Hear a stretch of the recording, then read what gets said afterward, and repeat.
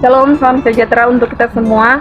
Video kali ini saya akan menjelaskan tentang hama dan permasalahannya. Pertumbuhan dan perkembangan hama dipengaruhi oleh faktor abiotik dan biotik. Kedua faktor tersebut menyebabkan proses produksi menurun atau pusat gagal panen. Kehilangan hasil akibat serangan hama bersifat kualitatif dan kuantitatif. Hama adalah organisme jahat yang mempunyai kemampuan untuk merusak, mengganggu, atau merugikan organisme lainnya. Inang. Pengertian hama secara luas, Manggoedi Harjo 1979 adalah organisme pengganggu pada tanaman pertanian. Akibatnya, pertumbuhan tanaman tidak normal atau mati. Contoh serangan hama pada bagian akar tanaman menyebabkan proses pengisapan unsur hara, air, dan lain-lain. Serangan hama pada tanaman akan mempengaruhi proses pertumbuhan dan perkecambahan sehingga proses produksi tanaman akan terganggu, bahkan dapat musnah dan tidak dapat berproduksi. Bentuk kehilangan hasil akibat hama dapat bersifat kuantitatif, yaitu menurunnya produksi, kuantitatif, yaitu menurunnya mutu produksi, seperti buah kusut, busuk, dan sebagainya. Kerugian secara kuantitas, kerugian oleh larva lalat buah. Kerugian secara kualitas, perubahan warna pada beberapa macam produk tanam, umbi, daun, bunga, maupun buah. Macam produk tanam. Baik, saya akan menjelaskan definisi penyakit tumbuhan. Tumbuhan plant atau tanaman kerop, yakni tumbuhan yang diusahakan dan diambil manfaatnya dapat ditinjau dari dua sudut. Sudut yang pertama, sudut biologi. Organisme yang dilakukan kegiatan fisiologi seperti tumbuh, berkembang biak. Yang kedua, sudut pandang ekonomi. Sebagai penghasilan bahan yang berguna bagi manusia seperti buah, biji, bunga, daun, batang. Definisi penyakit tumbuhan dibagi menjadi dua. Yang pertama, biologi. Biologi merupakan penyimpang dari sifat normal yang menyebabkan tumbuhan atau bagian tumbuhan tidak dapat melakukan kegiatan fisiologis dengan baik. Yang kedua, ekonomi. Ekonomi, ketidakmampuan tumbuhan untuk memberikan hasil yang cukup baik kuantitatif maupun kualitatif. Terima kasih. Yang berikut saya akan menjelaskan ringkasan materi pertemuan keempat, yaitu penggolongan atau klasifikasi hama. Penggolongan berdasarkan binatang penyebabnya. Yang pertama ada filum nematoda. Cara nematoda menyerang tumbuhan ada 4 cara, yaitu yang pertama ada ektoparasit, yaitu menyerang dari luar jaringan tanaman. Yang kedua ada endoparasit, yaitu menyerang dari dalam jaringan tanaman. Yang ketiga ektoendoparasit. Setelah dewasa, nematoda meletakkan tubuhnya pada tanaman. Yang keempat endoektoparasit. Telur dan larva berkembang dalam tubuh tanaman. Berdasarkan gejalanya ada nematoda pura, nematoda pura akar, nematoda batang, dan nematoda daun. Yang berikut ada nematoda filum melusa. Tubuh kelas gastropoda dilindungi oleh cangkang. Filum melusa ada bermacam-macam. Yang pertama ada sumpil, bakicot, siput bugil, siput lintah, dan keong emas. Yang berikut ada filum chordata. Anggota filum ini yang menyebabkan banyaknya yang berperan sebagai hama adalah kelas mamalia atau kelas menyusui, dan ada kelas alves.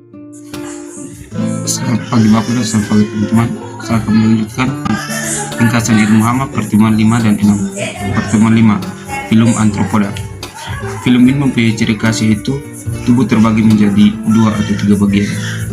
Tubuh dan kaki berseluas, alat tambahan berseluas dan berpasangan, Ngiling tubuh bagian luar berupa skeleton secara periodik dilepas dan diperbaiki atau diganti.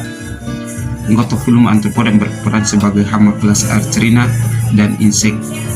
Yang pertama itu kelas Archarinda. Salah satu jenis yang berperan sebagai hama tanaman adalah tunggang merah yang menyerang tanaman ketelepon terutama pada musim kemarau.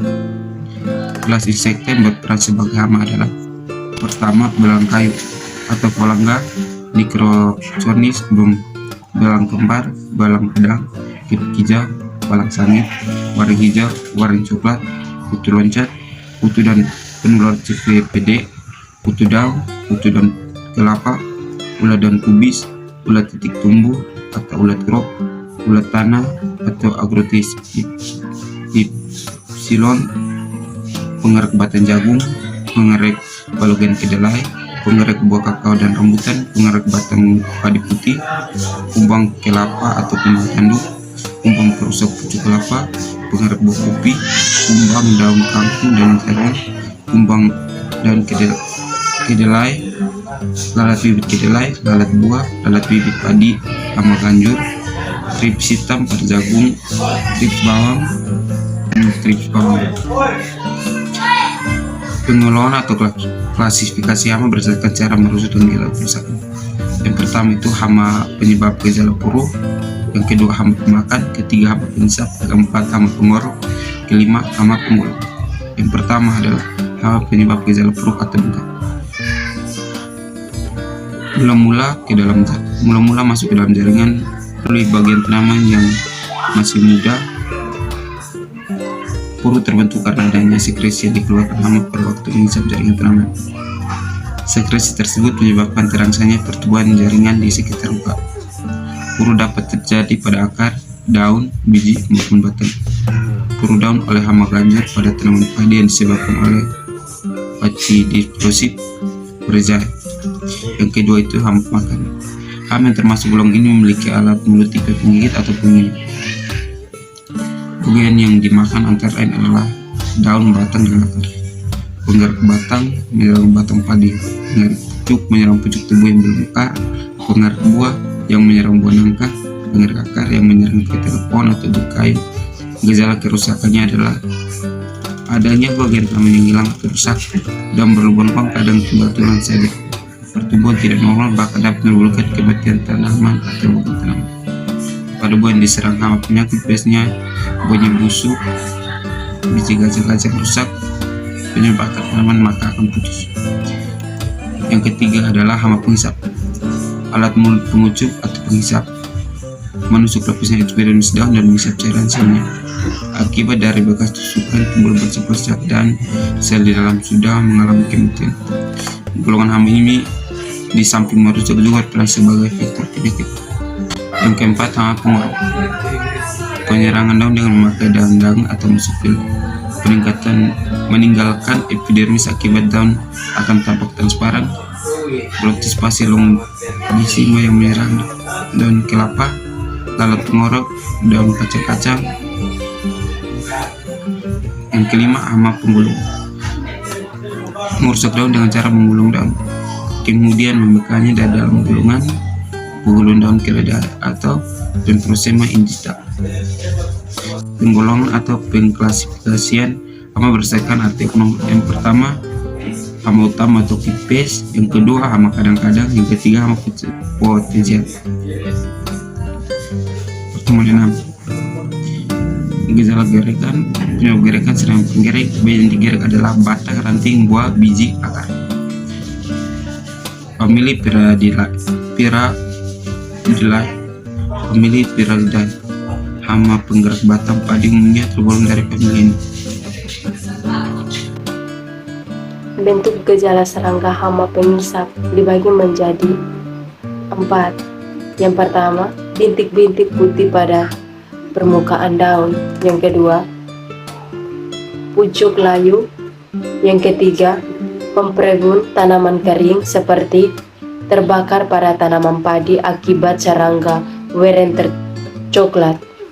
Yang keempat, cendawan jelaga, soti mold, lapisan berwarna hitam yang tumbuh pada embun muda dihasilkan serangga pengisap. Contohnya kutu tempurung pada kopi, jambu, jeruk, dan lain-lain.